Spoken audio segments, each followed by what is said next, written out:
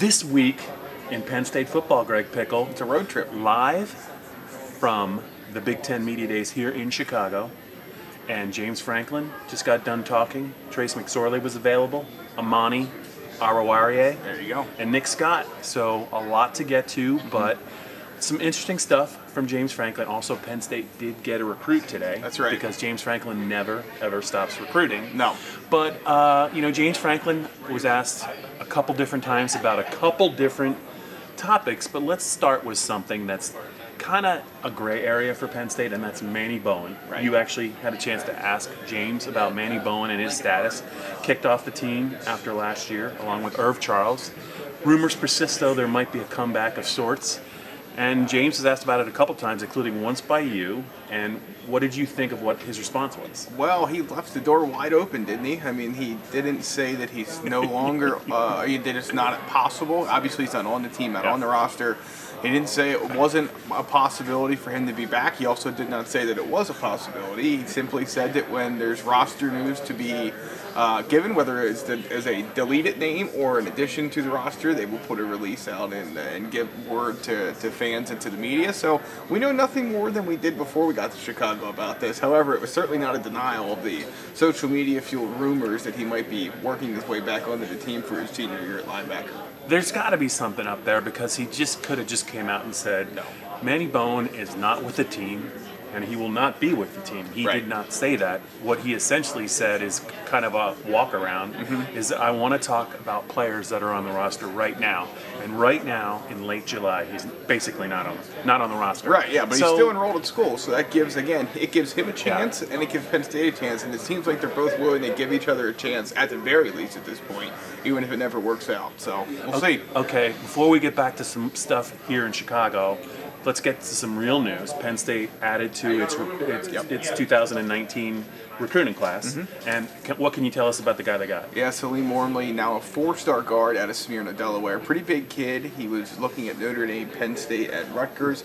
Notre Dame filled up on space. I don't think it really would have mattered. I don't think he was going to Notre Dame even if it had room for him as an interior offensive lineman. I think Penn State has long been the leader for this. July 23rd, a significant life event date for him.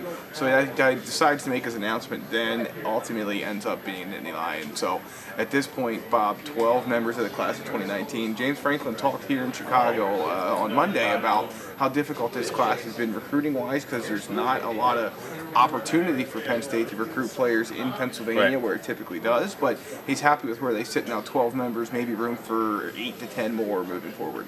Let's talk about a couple of Penn State positions that James Franklin kind of emphasized. He talked about kind of question marks going into August camp on the defensive side.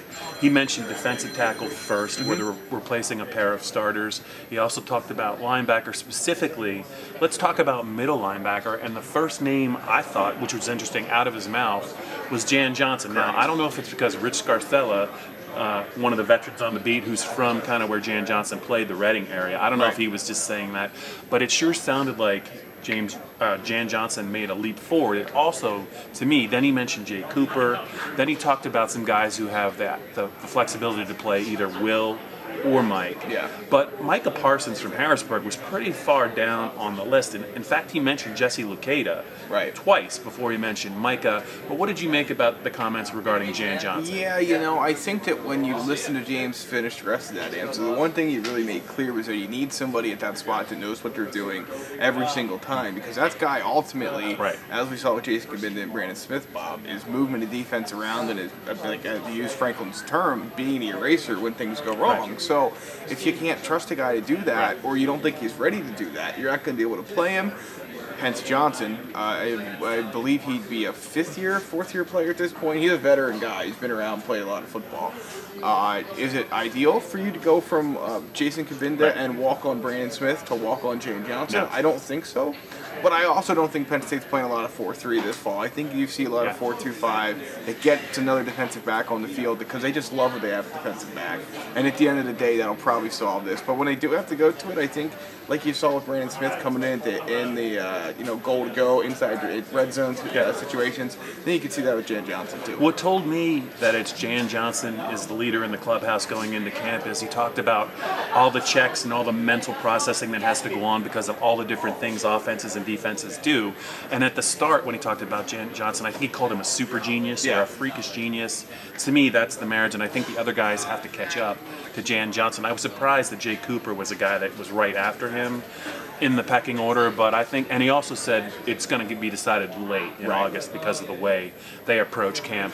One other thing I wanted to get to, two other things I want to get to with you, Greg, is Connor McGovern and the fact that maybe he is the center right now, but he may not be the center at the end of August only because he might be on the move, and I think Michael Mennett is in the conversation still to play center this year. What do you make of that? Because the one thing that I can't seem to wrap my head around is I thought back in the spring, Franklin pretty much quashed this idea that they were going to move McGovern out of the center position. Maybe I'm misremembering things, or maybe they just were talking about, maybe not Bennett specifically, maybe somebody else. But I mean, it seems like they keep going, they sort of waffle on this, and there's times it feels like McGovern is the surefire center and they're not moving him. And then there's days like today where it sounds like it's more likely than not that he gets moved. So I think Penn State has to figure out what its best five are. And I thought it was interesting, too, that he made clear that Trace McSorley is going to have a big say in this and what five he's most comfortable on. Yeah, and I do think it's going to be an interesting August for both players. I think because Michael Mennett is a pretty top-notch athlete, not that Connor isn't. They're both good athletes. Right. But if at the end of August they feel like Connor can play both positions, but Michael is better at center, I think they would think about making the move, of course, with Trace McSorley's blessing. One other thing I wanted to get to you, it's always interesting to talk about freshmen who might play. And James kind of rattled off, I thought, 6 names of freshmen that they are ticketed to play, I think, this year. They would be the linebackers, Jesse Luketa and Micah Parsons, 2 defensive tackles, Judge Culpepper and P.J. Mustafer, and obviously the blue chip skill position guys they're bringing in, Justin Shorter and Ricky Slade. Of those 6, would it surprise you if all of them played? Or who do you think is most likely to play out of that group? Yeah, I think they're all going to play, Bob. And I think the one thing that sort of jumped out at me is no mention of the tight ends. That's a spot that really is messy at this point, and I thought at least one of those guys would be in the mix. It was not, at least today, during conversation about that freshman class, so we'll see. But yeah, I just think you look at Ricky Slade and Justin Shorter. They're just too good to keep off the field. When you bring in guys that are top 5 or better at their position group, you're going to put them on the field. Micah Parsons, same thing. Jesse Luketa, it's quite clear now that he was rated lower than what he probably should have been based on all the things he's done since he's been to Penn State. And then Mustafer and Culpepper, Penn State just has too many question marks depth-wise inside, and they look like they can solve it. So.